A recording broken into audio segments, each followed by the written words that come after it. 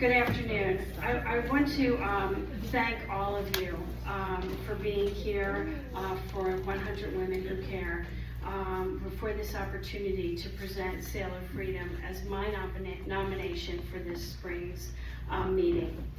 As you are well aware, we live in a wonderful community with world-class sands, beaches, and gated communities. However, unfortunately, there is a much darker, seedier side, and that is sex trafficking right here in Sarasota, Florida. I became aware of Selah Freedom, a nonprofit organization dedicated to ending sex and labor trafficking here in Sarasota, when I heard Gabrielle's story at a community luncheon, and I was inspired. Selah Freedom founders discovered the horrifying truth that local children, yes, our children here in our community, are being forced, coerced through sex trafficking, and they're also forced into labor trafficking. What began as a grassroots organization initiative of women to be the voice for the voiceless has quickly transformed into a multifactorial organization. They have a safe house that is so impressive. It's where the women are treated for medical needs, psychological needs, and educated to be a part of the working class back into our communities. However, there is still much work to be done, and with your support and more success stories that we hope to share, now I would like to introduce you to Gabrielle Triplett from Selah Freedom.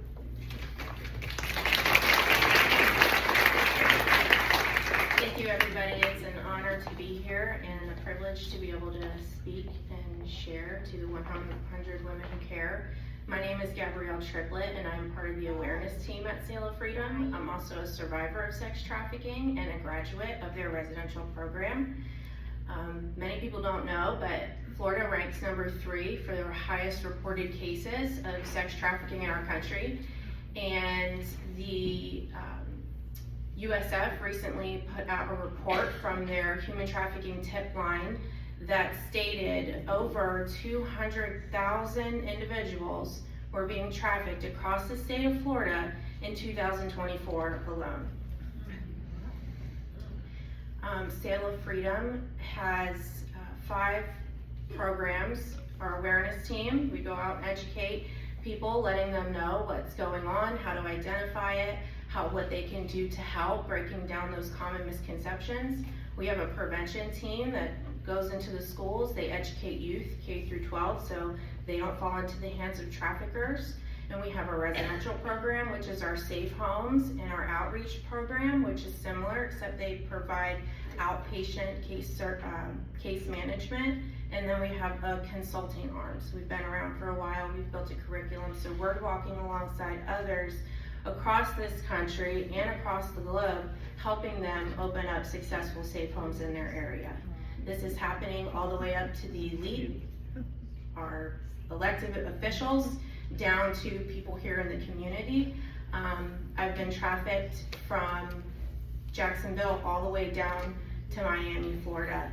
And so 100 Women Who Care, generous money coming from you all would provide support to local survivors in the area. And this would include helping them receive identification, helping them with transportation, those trauma therapies, counseling, support, helping them achieve educational and career goals by providing them laptops and cell phones, whatever they need to help to get back on their feet. Because what we're doing is helping individuals who are coming out of this life be able to stand up on their feet again and just be productive members of society. And part of that is reunification with their family and their children. Like I said, I'm a survivor, and I just barely made it out with my life. My trafficker, he found out I was trying to leave, and he shot me in the chest, and I was able to talk him into calling 911. I told him to go hide the gun, say somebody else ran in and shot me, and he did everything I said. And he is in prison for 25 years for what he did to me. But without the support of Selah Freedom, I would not be standing here today. I wouldn't be reunified with my family. I'm currently working on my bachelor's degree, and it's just an amazing organization helping individuals in Florida and the surrounding areas with support after trafficking. Thank you.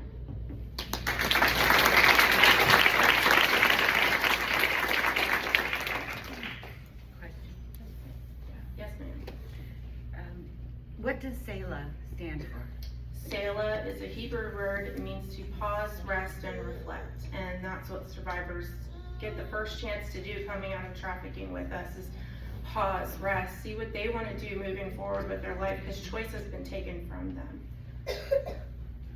Thank you. Thank you.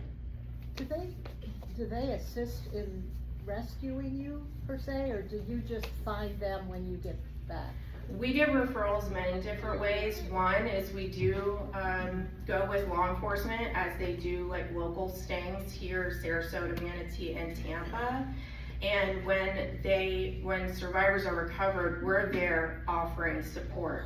Sometimes it can take up to 7 points of contact with the survivor before they're willing to receiving help. Sometimes the traffickers, most of the time, 44% of the time, the traffickers are family members, or it is a what they think is a boyfriend. I thought this man loved me, and so yes.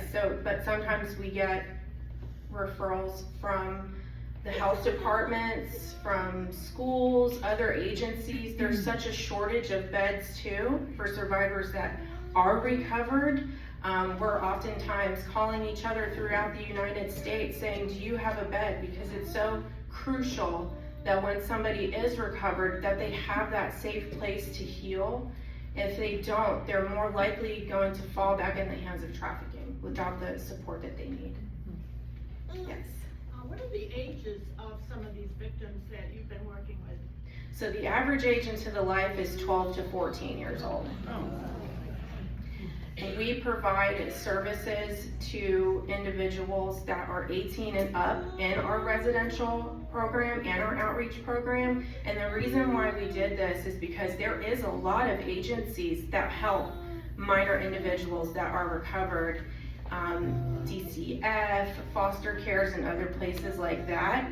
But once somebody becomes 18, there's less resources. It's like, you're an adult now, I felt like I did this to myself. I deserved all of these things, and I think that there's a lot of individuals in the community that don't understand what sex trafficking is, and they just think it's prostitution, and that's really, really not what it is.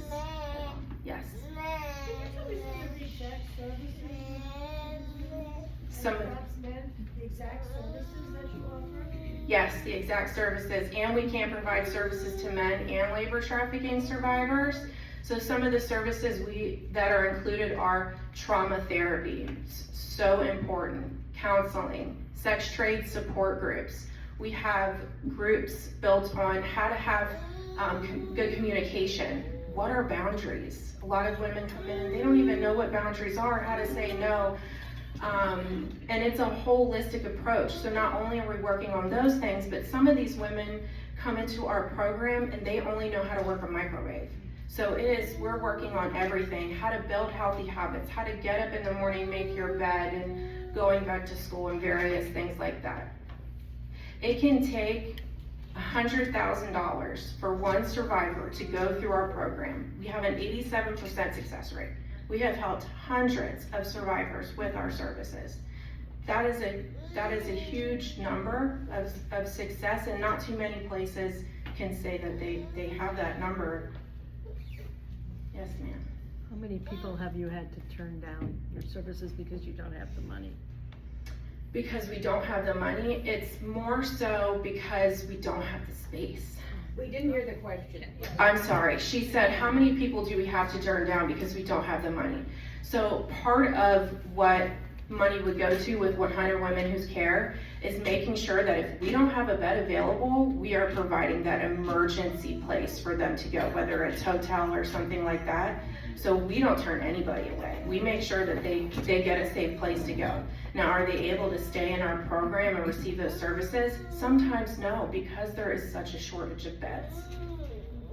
Yes, ma'am. Can these people who are being trafficked get to you, and how can they find you? So, we have a partnership called Invisible Angels, and this is a group who has planes. So we fly them in all over the country. Sometimes they reach out to us directly. Other times it could be through law enforcement or the jail or social workers, even hospitals. A lot of time, those people in the hospitals, they identify somebody who's been coming in a lot.